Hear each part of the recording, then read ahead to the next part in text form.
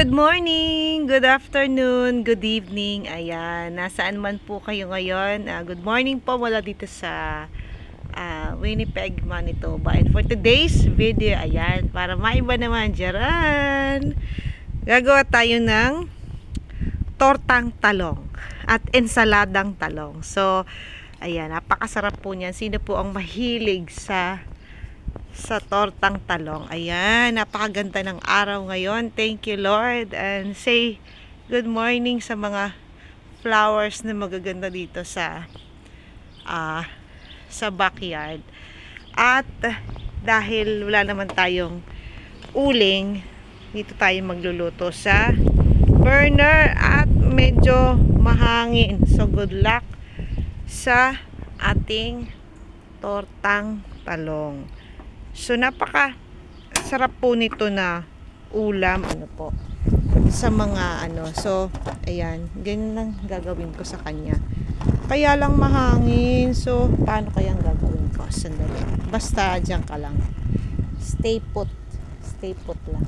Ayan, so ito ay parang isa sa mga paborito ko ba so anong gagawin ko? Hindi ko sige, basta may apoy siguro maluluto na yan. So tortang talong, so bali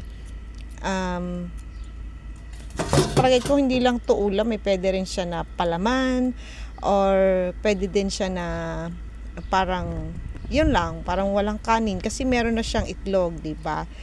So mamaya ayan, tapos siguro yung isa ensalada na lang. So may fried, tapos merong parang salad.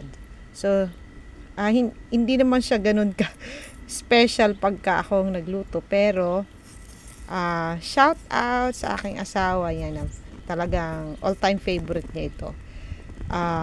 Daddy, magluto ka rin dyan.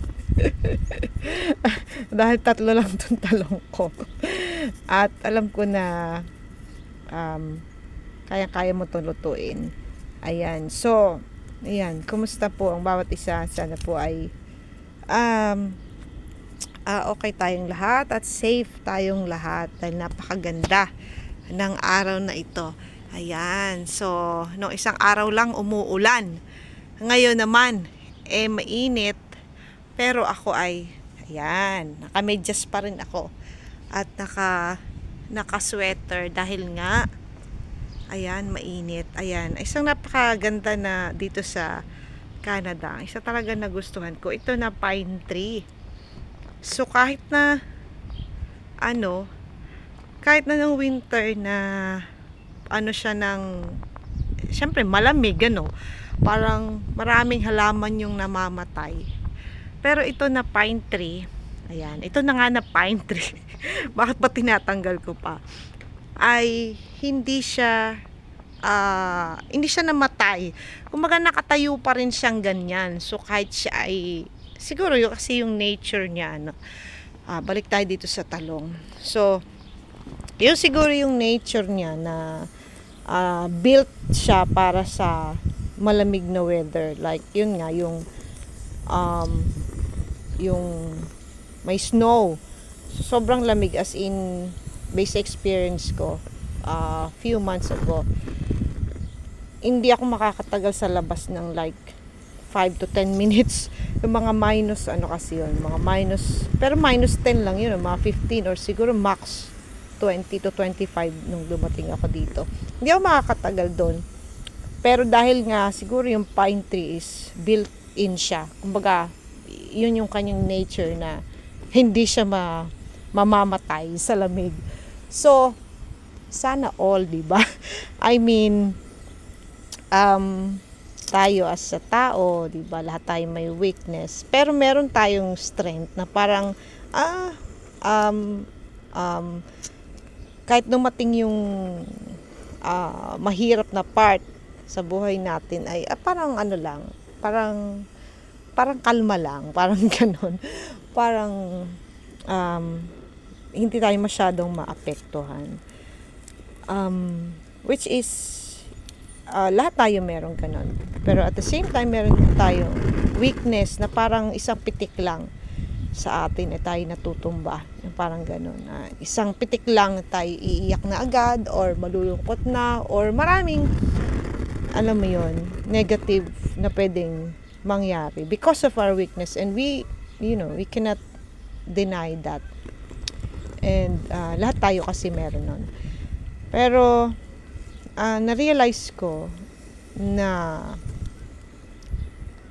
like kahapon nakausap ko yung co-worker ko.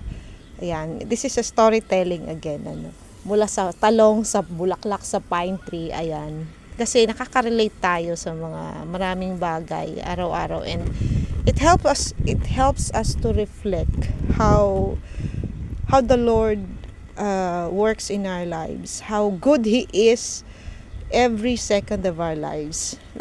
Sobrang amazing ni Lord sa buhay natin, na He's all that we need, na yes, maraming darating and we cannot avoid that. Maraming trials, maraming challenge na darating. Pero the difference is that if we surrender our lives to the Lord, we are assured na hindi na tayo nag-iisa. At yan, luto na ito probably. Yung confidence na hindi na tayo nag-iisa, and that He overtakes when we give and surrender anything to Him that is beyond our capacity. And there are so many things that beyond our control, beyond our capacity, our ability. Once we surrender it to Him and trust in Him and give it to Him, it's sobrang amazing lang talaga na mararamdaman natin na He takes over. He literally takes over, and He will give us again, renew our strength and renew our minds para to move on and to face these challenges with confidence. Na we'll get through it. Things will come to pass for the better. No? So parang hindi magiging isang pitik lang at matutumba na tayo, nasusuko na agad tayo, because this is not the will of God for us, because He created us na na malakas, na malusog, na may ability. He has given us everything that we need. Amen po ba? So amen yun sa akin. And thank you, Lord, at sa panibagong araw, sa day off ko ngayon, supposed to be. Ayan. So yan po. So just like the pine tree na nakatayo pa rin kahit sa gitna ng lamig, ng sobrang lamig, which can be yung circumstance natin sa buhay. Oops! At nalaglag. Ayan. Dahil nga mahangin. Yan ang proof na mahangin. So, let us stand and be confident in the Lord. Kasi He loves us so much. He loves us so much. And we know that He will always love us until the end. So, sabi nga po sa Matthew 6 verse 33, but seek ye first the kingdom of God and His righteousness, and all these things will be added unto you. So, ayan, let us continue to persevere po, and whatever situation that we are in, whether it's hard or difficult or too heavy to carry on, let us remember to be still, because the Lord is always and will always be and forevermore our God who love us so much. Yan lang po. At ayan, I'm super excited na dito sa aking tortang talong. At syempre sa araw na ito. Amen. Thank you Lord God. And God bless everyone po. And keep safe everyone. Ayan, yan. Anino ko na lang po ang makikita ninyo. God bless everyone.